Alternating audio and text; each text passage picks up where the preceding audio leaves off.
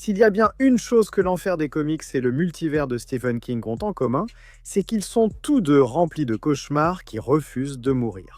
Mais que se passe-t-il lorsque le bras armé de l'enfer rencontre la peur incarnée? L'esprit de la vengeance contre le dévoreur de mondes? Ghost Rider contre Pennywise, ce n'est pas un combat entre héros et méchants. Ce sont deux monstres d'un niveau cosmique qui s'affrontent pour savoir qui possède ton âme. L'un s'élève des enfers pour punir les coupables, l'autre rampe hors des ténèbres pour se nourrir de la peur. Et ce soir, aucun d'eux ne s'en sortira indemne. Alors, qui gagne? Analysons cela. Ghost Rider, dans la guerre éternelle entre paradis et enfer, un homme a pactisé avec le diable et est devenu bien pire. Johnny Blaze était un cascadeur avec du feu dans les veines et la tragédie à ses trousses. Lorsque son père adoptif était mourant, Johnny a conclu un marché désespéré avec le démon Méphisto, échangeant son âme contre la vie de l'homme qu'il aimait le plus. Mais l'enfer n'accorde pas de miracles, il accorde des malédictions. Au moment où Johnny a signé ce pacte, il est devenu quelqu'un d'autre. Une arme vivante de punition divine liée à l'entité ancienne nommée Zeratos, l'esprit de la vengeance lui-même. Le jour, il tente de survivre à sa culpabilité brisée. La nuit, il devient le Ghost Rider, un spectre squelettique entouré de flammes éternelles, déchirant aussi bien les pêcheurs que les monstres au rugissement d'un moteur en feu. Quand Johnny se transforme, ses limites mortelles s'embrasent, remplacées par toute la colère de Zarathos, un démon si puissant que même l'enfer tremble sur son passage. Le feu infernal est sa marque de fabrique, une flamme surnaturelle qui ne brûle pas seulement la chair, mais consume l'âme, cautérisant la culpabilité, le péché et le mal au plus profond de l'essence d'un être. Ce même feu a fait fondre des boucliers mystiques, des armures cosmiques et même les constructions altérant la réalité des dieux et des démons. Il utilise des chaînes enchantées qui défient les lois physiques, assez solides pour retenir des êtres comme le sorcier suprême. Doctor Strange, il chevauche le Hellcycle, un char enflammé capable de traverser l'eau, les murs et même l'air, allant plus vite que le marteau de Thor, Mjolnir, qui parcourt des distances infinies et incommensurables. Partout où il rugit, la damnation suit, et puis il y a le regard pénitent, l'arme la plus célèbre de Ghost Rider. Un seul regard dans ses orbites enflammées et ses victimes sont forcées de ressentir chaque once de douleur qu'elles ont jamais causée. Une autre âme, chaque meurtre, chaque mensonge, chaque acte de cruauté leur est renvoyé en un seul instant qui brûle l'âme. Ça a fonctionné sur des dieux, des démons et des entités cosmiques, Doctor Strange, Daredevil, même des anges venus de l'enfer lui-même.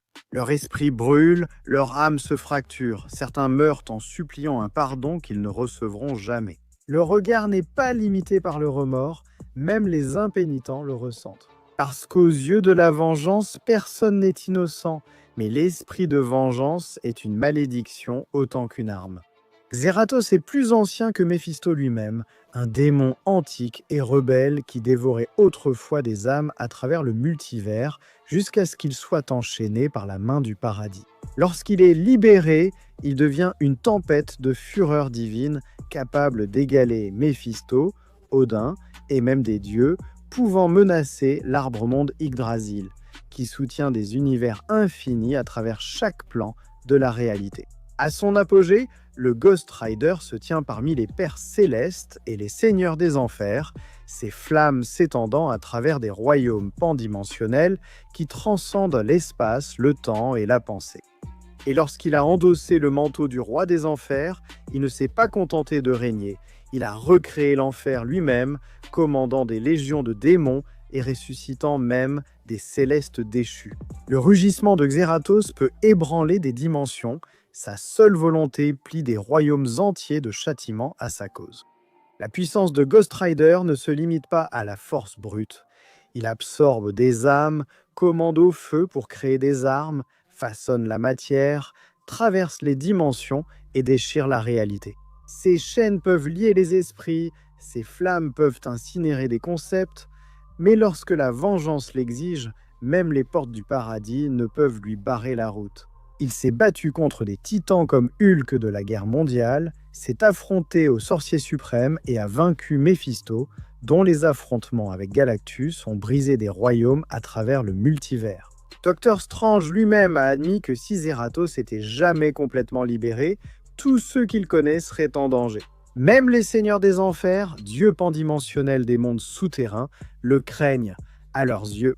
Zeratos n'est pas un serviteur de l'enfer, il est le châtiment de l'enfer. Tuer Ghost Rider est presque impossible. Il peut se régénérer après une annihilation totale, se reconstruire à partir d'une goutte de sang, ou revenir du plus profond des enfers par la seule force de sa volonté. Les armes sacrées peuvent le blesser, mais seule l'autorité divine, la volonté de Dieu lui-même, peut détruire un esprit de vengeance de façon permanente. Même l'effacement de l'existence par des êtres capables de défaire la réalité. Cela n'a pas réussi à arrêter le cavalier, comme Johnny l'a dit un jour. On ne peut pas tuer la vengeance, on ne peut que prier. Elle ne vient pas pour toi. Ce qui rend Ghost Rider vraiment dangereux, ce n'est pas son pouvoir, c'est l'homme qui se cache derrière. Johnny Blaze est la barrière fragile entre l'humanité et la colère de Zarathos. Chaque jour, il lutte pour garder le démon sous contrôle, chaque nuit, il chevauche pour rendre le monde un peu moins maudit. Ce n'est pas un héros, ce n'est pas un méchant, c'est la dernière chose que tu vois avant que les flammes ne t'emportent. Là où il y a le péché, il y a la vengeance. Là où il y a la vengeance, il y a lui, le Ghost Rider, Pennywise, le clown dansant, la chose dans les lumières de morte. Pour les habitants de Derry, Maine, ce n'est qu'un cauchemar qui revient à chaque génération. Mais pour tous ceux qui savent vraiment ce qu'il est, Pennywise n'est pas du tout un clown. C'est lui. Un ancien prédateur cosmique venu d'au-delà du temps et de l'espace, une créature qui s'est glissée dans notre univers depuis le Macroverse. Un royaume tellement au-delà de la compréhension humaine que regarder sa véritable forme peut littéralement briser votre esprit. Le visage de clown, ce n'est qu'un masque. Le vrai Pennywise, ce sont les Deadlights, 3 sphères aveuglantes d'énergie divine qui existent au-delà du monde matériel. Quiconque les regarde est arraché à la réalité et plongé dans une dimension de pure folie, piégé entre la pensée et l'oubli. Ce n'est pas juste la mort, c'est l'effacement. Tous les 27 ans, Gripsou se réveille affamé. Il plonge Jerry dans le silence, déforme la réalité et commence à se nourrir non seulement de chair, mais aussi de peur. Et c'est là la clé. Le pouvoir de Gripsou ne vient pas seulement de ce qu'il est, il vient de ce que tu crois qu'il est. Si tu es terrifié, il devient inarrêtable. Mais si tu arrêtes d'y croire, si tu arrêtes d'avoir peur, tu peux réellement lui faire du mal. C'est pour ça qu'il aime les enfants. Leur imagination rend leur peur réelle, et l'imagination fonctionne dans les deux sens. Physiquement, Pennywise est un monstre métamorphe qui peut se transformer en ce que tu crains le plus. Il est assez rapide pour apparaître et disparaître en un clin d'œil, assez fort pour déchirer le métal, assez résistant pour survivre à l'écrasement, à la brûlure ou à l'explosion, pour se reconstituer quelques secondes plus tard. Ces illusions ne sont pas seulement visuelles, elles affectent tous les sens. Il peut déformer la perception d'une ville entière, s'effacer de la mémoire, ou faire en sorte que des adultes passent devant un enfant qui hurle sans même le remarquer. C'est à quel point sa manipulation est profonde, il modifie la réalité elle-même. Mais le plus terrifiant, c'est que Gripsou n'a même pas besoin de vous toucher pour gagner. Il peut plonger directement dans votre esprit, lire toutes les peurs que vous avez eues et remodeler le monde autour de vous pour les utiliser comme des armes. Et si vous croisez le regard des lumières mortes, votre conscience est directement aspirée dans le macroverse, là où vit le vrai Gripsou, où il peut dévorer votre âme entièrement.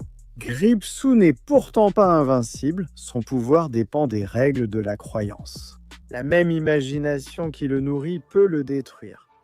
La confiance, le courage ou le simple fait de ne pas y croire peuvent te faire s'effondrer ses attaques.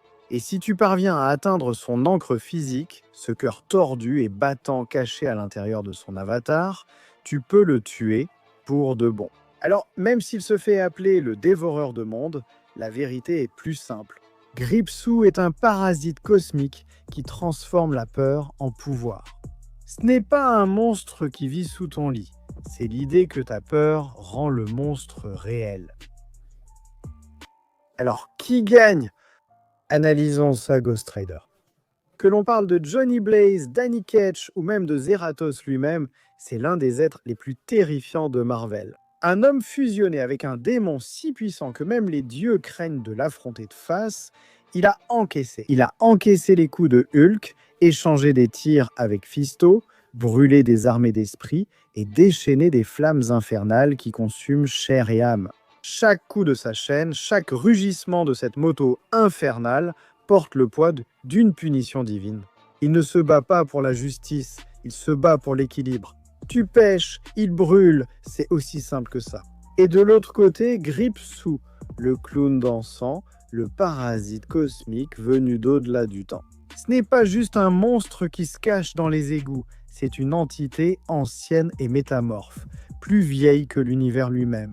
Sa véritable forme existe dans les Lumières de Morte, un vide extradimensionnel que l'esprit humain ne peut même pas comprendre. Il peut déformer la perception, plier la réalité et transformer votre pire peur en votre bourreau. Mais Gripsou ne tue pas parce qu'il en a besoin, il tue parce que ça a meilleur goût quand vous avez peur. C'est là que la première fissure dans ce soi-disant clown cosmique commence à apparaître. Gripsou se nourrit de la peur, c'est son carburant, sa source de pouvoir, sa religion. Il infecte l'esprit des enfants, les nargue, les brise jusqu'à ce qu'ils cessent de croire en l'espoir et commencent à croire en lui. Mais Ghost Rider, lui, il ne ressent pas la peur, il se fiche de ce qui se cache derrière le masque ou de la forme que tu prends. Il a regardé le diable droit dans les yeux et il est reparti avec le boulot du diable. L'esprit de la vengeance ne fuit pas les monstres, il les traque. Alors, quand Pennywise tente ses tours habituels, les illusions, la torture psychologique, les rires qui résonnent dans l'obscurité, Ghost Rider le fixe simplement du regard, les flammes montant de plus en plus haut à chaque pas. Parce que si le pouvoir de Pennywise vient de la peur de ses victimes, que se passe-t-il quand il rencontre quelqu'un qui ne peut pas être effrayé? Pennywise essaierait toutes les tactiques possibles, il tordrait la réalité, prendrait la forme de démon, essaierait même peut-être de recréer la vie humaine de Ghost Rider. Montrant à Johnny Blaze des visions de son père, la Roxane de tous les péchés qu'il a jamais commis. Mais ce n'est plus une faiblesse, c'est un carburant. Chaque once de culpabilité, chaque goutte de rage, chaque souvenir de l'enfer ne fait qu'alimenter la flamme du Ghost Rider. Alors le combat ne commence pas avec les poings, il commence avec le feu. Les flammes de l'enfer inondent le champ de bataille. La réalité elle-même ondule alors que la chaîne du Ghost Rider fend l'air, enflammant les illusions de Pennywise comme du papier. Le rire du clown se transforme en hurlement alors que les flammes lèchent chaque forme qu'il essaie de prendre. Araignée, serpent, tempête, ça n'a aucune importance. Le feu infernal ne brûle pas seulement la chair, il brûle l'essence. Il purifie le mal au niveau moléculaire et la forme physique de Pennywise n'est qu'une plaisanterie. Comparé à ce genre de purification divine, il pourrait essayer de se réfugier dans les Deadlights en passant d'une réalité à l'autre. Mais Ghost Rider n'est pas limité au royaume physique. Il a combattu des êtres qui existent uniquement en tant qu'esprit, dévoré des âmes et traversé aussi bien les plans du paradis que de l'enfer. Les astuces de saut de dimension de Pennywise ne le sauveront pas de la vengeance qui chevauche entre les mondes. Bien sûr, Pennywise possède cet avantage cosmique abstrait, sa véritable essence. Cela existe au-delà de l'espace et du temps mortel. On ne peut pas tuer ça, dans le sens traditionnel du terme. Même si Ghost Rider réduit son corps manifesté en cendres, la conscience de Pennywise continue de pourrir dans le néant. Mais voici la différence, Pennywise est un chasseur. Il a besoin de ses victimes, sans peur, sans esprit à manipuler, sinon il meurt de faim. Ghost Rider n'a besoin de rien d'autre que du péché, et le péché est universel tant qu'il y a du mal. Il y a du carburant pour le feu, c'est ce qui donne à Ghost Rider la condition de victoire ici. Il n'a pas besoin de le détruire complètement, il doit juste exorciser Pennywise du plan mortel. C'est exactement ce qu'il fait de mieux. Les chaînes s'enroulent autour de la gorge du clown, le regard perçant s'illumine et pour la première fois de son existence, Pennywise voit chaque once de souffrance qu'il a causée, non pas comme un plaisir, mais comme une douleur. Peut-être qu'il ne ressent pas de culpabilité, mais il ressent tout. Chaque cri, chaque mort, chaque enfant qui a déjà tremblé dans l'ombre. Tout se reflète dans sa conscience infinie, résonnant sans fin dans les lumières mortes, jusqu'à ce que les rires s'arrêtent enfin. Quand les flammes s'éteignent, la rue est vide, le clown a disparu, l'odeur d'ozone brûlé flotte dans l'air depuis l'obscurité. Une seule voix gronde, basse, coupable. Les moteurs des motos rugissent, les chaînes rougissent, et l'esprit de la vengeance s'en va, ne laissant derrière lui que des cendres et le silence.